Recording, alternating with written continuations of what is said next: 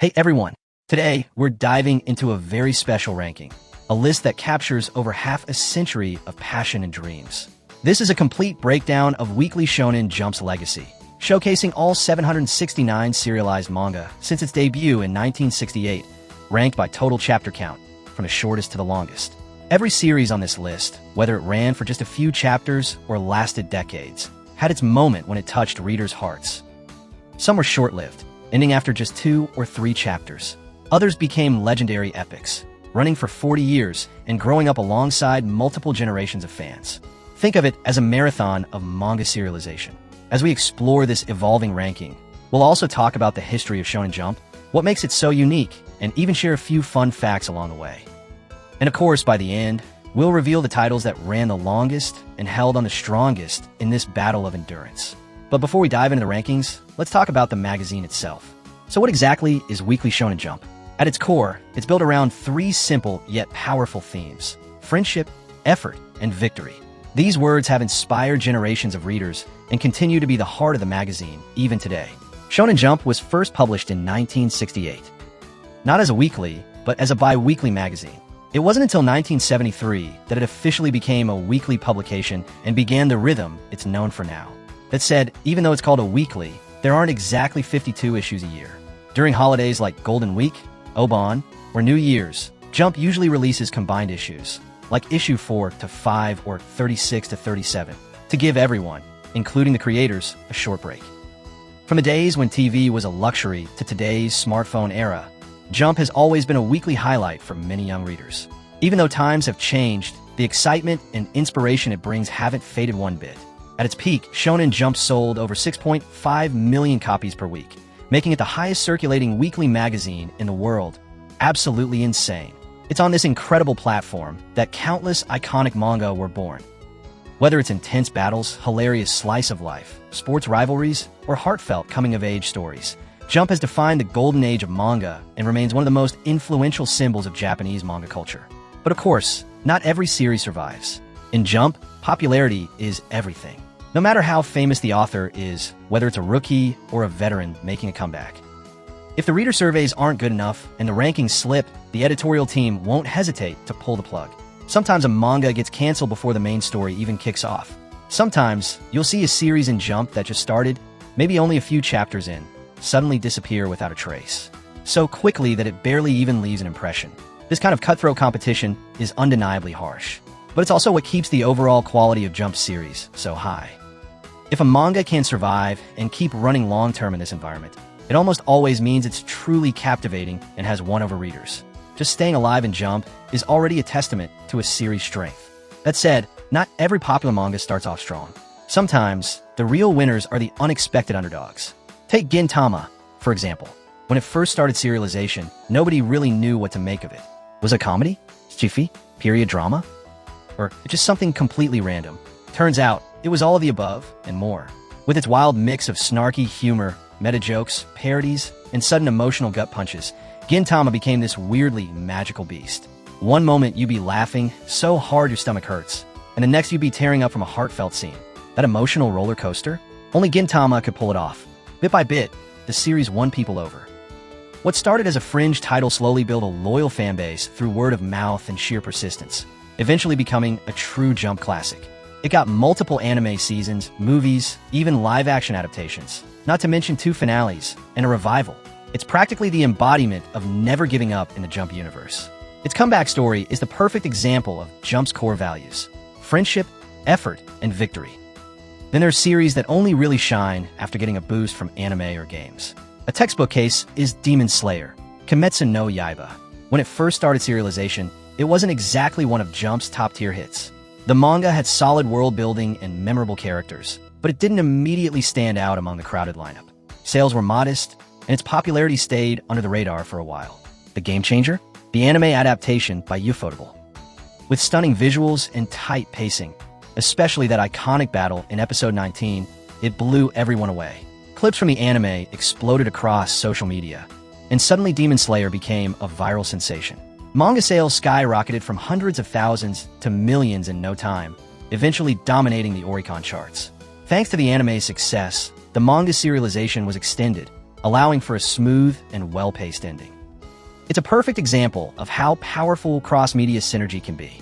Sometimes it's not just a manga that matters, it's the entire ecosystem behind it that makes a series explode. Another great example is Yu-Gi-Oh! The original manga was already creative and unique, but what really made it a global phenomenon was the card game.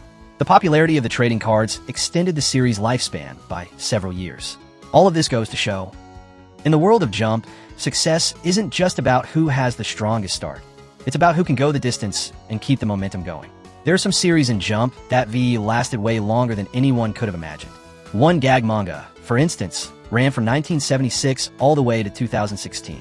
That's 40 years of weekly serialization. It started in the Showa era, kept going through Heisei, and even into Reiwa. Readers came and went, entire generations passed, and yet this series showed up every single week like clockwork. It's basically Jump's eternal evergreen. The creator? An absolute legend.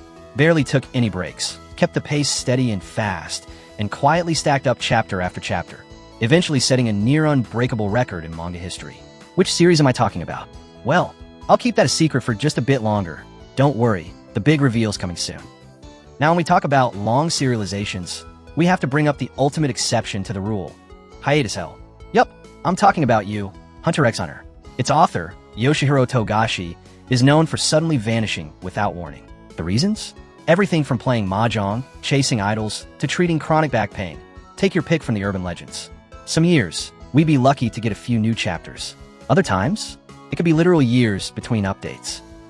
And yet, every time it comes back, it shoots straight to the cover, dominates sales charts, and sparks massive hype. Hunter x Hunter is that rare gem, constantly on pause, yet endlessly beloved. It's the ultimate love-hate relationship for Jump fans. All I want to know is, when is Kurapika getting off that damn boat? Ever since the Dark Continent arc began, Kurapika boarded a ship headed for the succession war of the Kaken royal family. And what followed? Endless strategy meetings, none explanations, and politics, but barely any forward movement in the story.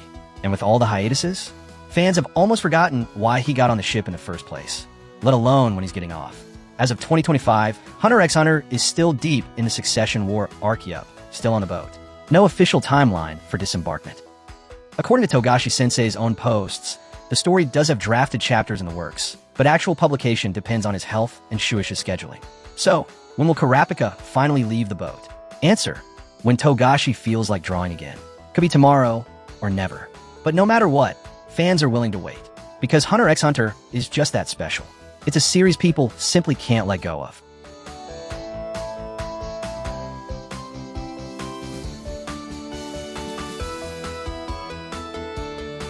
Now, beyond all these headlines and fan frustrations, there's a whole behind-the-scenes world of Jump that most readers never get to see.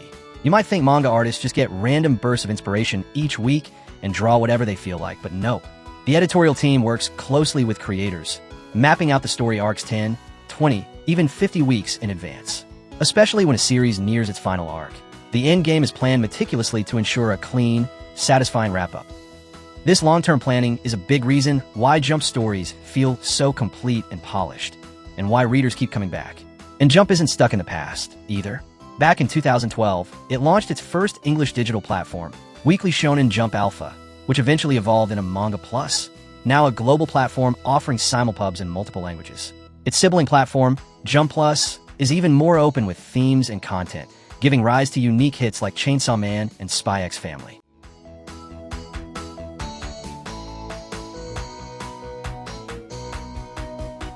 These bold, new voices have helped bring in younger and more diverse audiences.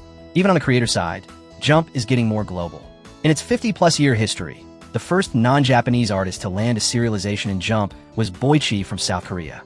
His success with Dr. Stone not only earned him acclaim in Japan, but also worldwide recognition, especially on platforms like Reddit. A true trailblazer who broke national boundaries. Here's another fun fact. Did you know Dragon Ball's original editor, Kazuhiko Torishima, actually didn't like manga when he first started? That outsider perspective turned out to be a huge asset. He brought in emotional pacing and character arcs inspired by shoujo manga, and those touches shaped Dragon Ball's tone, and in turn, influenced an entire generation of shonen storytelling. Alright, we've gone through quite a journey, and now it's time for the grand finale of this serialization marathon.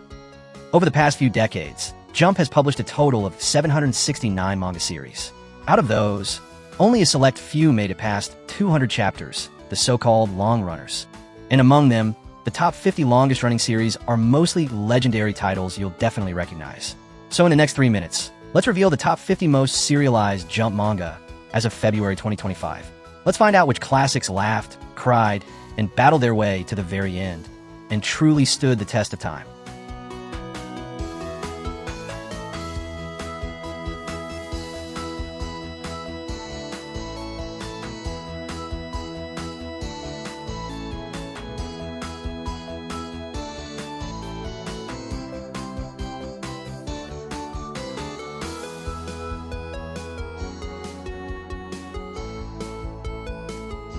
Coming in at number 50. If a series made it into the top 50, that already means it stood the test of time. Some of these you might still remember clearly. Others might just be a blur from childhood, but they all left their mark on the Jump stage.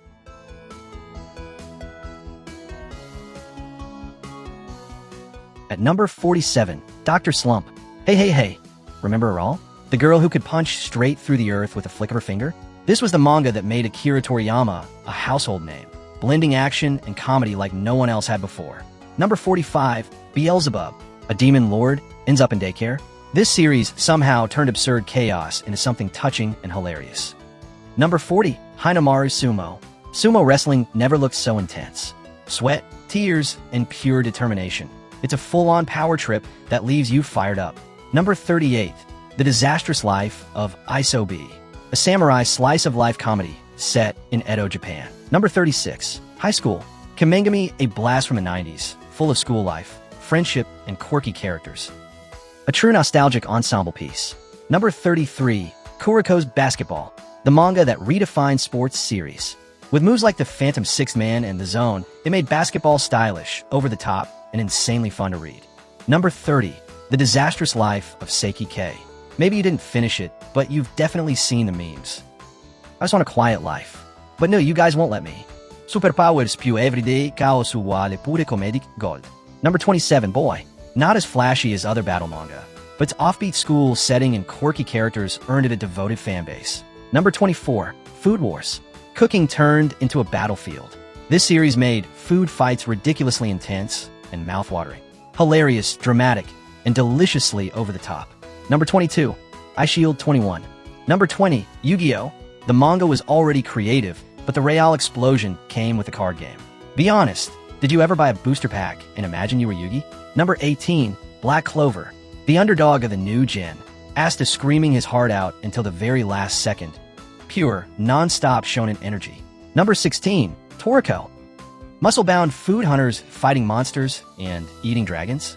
This is the most insane food-themed series ever. A gourmet battle epic with zero chill.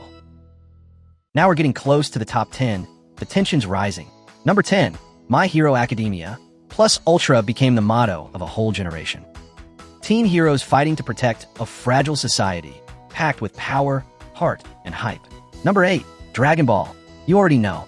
Number 7, Captain Tsubasa, the king of anime physics. One Shot takes 3 episodes, but we believed every second. This is how football should be played. Number 5, Bleach. Number 4, Naruto. From Dead Last Ninja to 7th Hokage. Time for the top 3. Number 3, JoJo's Bizarre Adventure. Number 2, One Piece. And finally, number 1, Kochikame. This is the police station in front of Kamiri Park. For 1976 to 2016, nearly 40 years of non-stop serialization. Kankichi Ryatsu causing chaos every week. It's the longest-running Jump series of all time. No contest. Each of these series represents a different era, a different flavor of manga greatness. And to last this long in Jump? That's not just impressive, it's legendary. Thanks for watching. Did your favorite Jump manga make the list? Let us know in the comments. See you in the next video.